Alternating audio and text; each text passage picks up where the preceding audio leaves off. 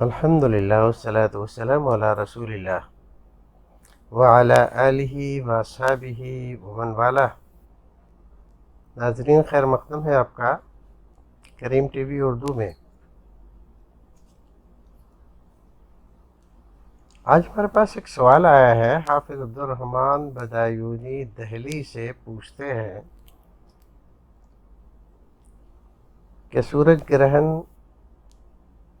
لگنے والا ہے، سورج گرہن کیا ہے، کیوں لگتا ہے؟ دیہات میں طرح طرح کی باتیں اس کے بارے میں مشہور ہیں، ان کی کیا حقیقت ہے؟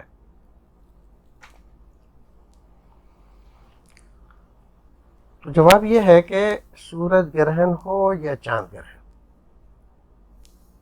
اللہ رب العزت کی زبردست نشانیوں میں سے یہ دو نشانیاں ہیں، اور یہ بات بتلانے کے لیے اللہ رب العزت نے یہ نظام میں رکھی ہے تاکہ جو لوگ چاند اور سورج کی پوجا کرتے ہیں وہ بھی یہ جان لیں کہ یہ خدا نہیں ہے، حاجت روا نہیں ہے، مشکل کشا نہیں ہے، یہ بھی اسی طرح سے مامور ہے، مجبور ہے، اللہ کی پیدا کردہ مخلوق ہے جیسے اور مخلوق ہے۔ یہ رسول اکرم صلی اللہ علیہ وسلم کے زمانے میں عرب میں یہ دھارنا تھی، یہ لوگوں کا خیال تھا، عقیدہ تھا کہ چاند گرہن ہوتا ہے، سورج گرہن ہوتا ہے کسی بڑے آدمی کی موت پر یا اس کی پیدائش پر۔ اتفاق کی بات کہ رسول اکرم صلی اللہ علیہ وسلم کے صاحبزادے کی وفات ہوئی اور اس دن سورج گرہن ہوا۔ لوگوں نے یہی کہنا شروع کر دیا کہ وہ اس وجہ سے ہوا ہے۔ رسول اکرم کو پتہ چلا تو آپ نے لوگوں کو سب کو جمع کیا، گرہن کی نماز پڑھی اور اس میں خطبہ ارشاد فرمایا، ان الشمس والقمر آیتان من آیات اللہ لا ينخسفان لموت احد ولا لحیاتی۔ چاند اور سورج اللہ کی نشانیوں میں سے دو نشانیاں ہیں، کسی کی موت یا کسی کی پیدائش سے ان کا کوئی تعلق نہیں ہے۔ یہ بتا کر اس اندھ وشواس کو رسول اکرم نے ختم کر دیا جو اس زمانے میں پایا جاتا تھا۔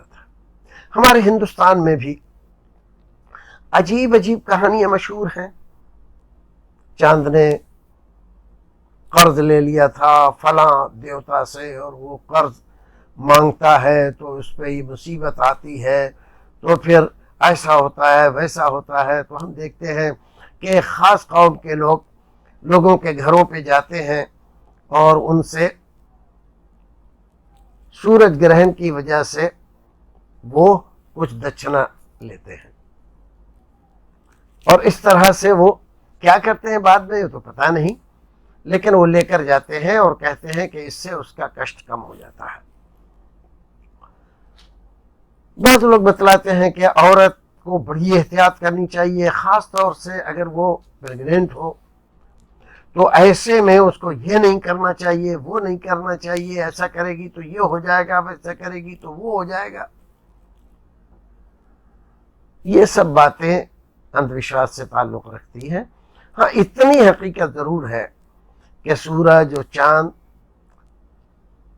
گرہن کے وقت خاص قسم کی شعاعیں، گیسیں ریلیز کرتے ہیں، لہذا ننگی آنکھوں سے سورج گرہن یا چاند گرہن کو نہ دیکھا جائے۔ ڈر ہے، خطرہ ہے کہ اس سے ان کی بینائی پر برا اثر پڑے گا، تو احتیاط کرنا چاہیے۔ یہ بات میڈیکل سائنس بتا رہی ہے، تجربے کے بعد بتا رہی ہے، تو اس کا ہمیں احتیاط کرنا چاہیے۔ باقی اور جو باتیں ہیں وہ عام طور سے یوں ہی ہیں۔ مسلمانوں کو حکم دیا گیا ہے کہ آپ صدقہ خیرات کرو، صدقہ خیرات کریں، جمع ہو مسجد میں، نماز پڑھو، چاند گرہن کی، سورج گرہن کی نماز پڑھنے کا حکم دیا گیا ہے، اور اس میں امام کو حکم دیا کہ آپ خطبہ دو اور اس میں بتلاؤ، لوگوں کو برائیوں سے روکو اور نیکیوں کی رغبت دلاؤ۔ ایک خاص نظام کے تحت اللہ رب العزت نے چاند، سورج اور زمین کو باندھ دیا ہے۔ جب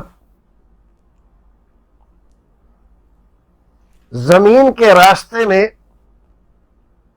چاند آ جاتا ہے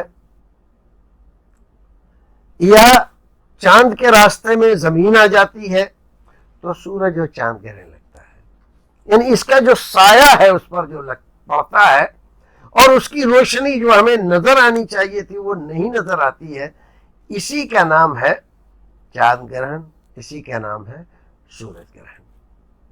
تو ایک نظام ہے اللہ رب العزت کا بنایا ہوا، اس نظام کے تحت سالہ سال کے تجربے کے بعد لوگوں نے اس نظام کو سمجھ لیا ہے کہ اتنے دنوں کے بعد اس رفتار سے چاند چل رہا ہے، اس رفتار سے سورج چل رہا ہے، اس رفتار سے زمین چل رہی ہے، تو زمین سورج اور چاند کے درمیان، چاند زمین اور سورج کے درمیان اتنے بج کر اتنے منٹ پر فلاں جگہ آئے گا، تو پہلے سے پیشن گوئی کر دیتے ہیں کہ ایسا ہوگا۔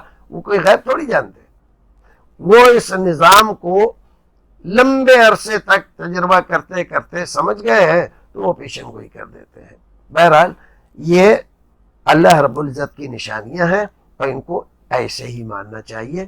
باقی جو کچھ بھی احتیاط کریں آپ، اندھ وشواس سے بچنے کے لیے، غلط دھارنا سے بچنے کے لیے، غلط عقیدوں سے بچنے کے لیے آپ اپنے آپ کو عبادت میں لگائیں، ایسے وقت میں صدقہ خیرات کریں، دعا میں اپنے آپ کو مشغول کریں، باقی اور کاموں سے آپ پرہیز کریں۔ اللہ رب العزت ہمیں اور آپ کو نیک عمل کرنے کی توفیق عطا فرمائے۔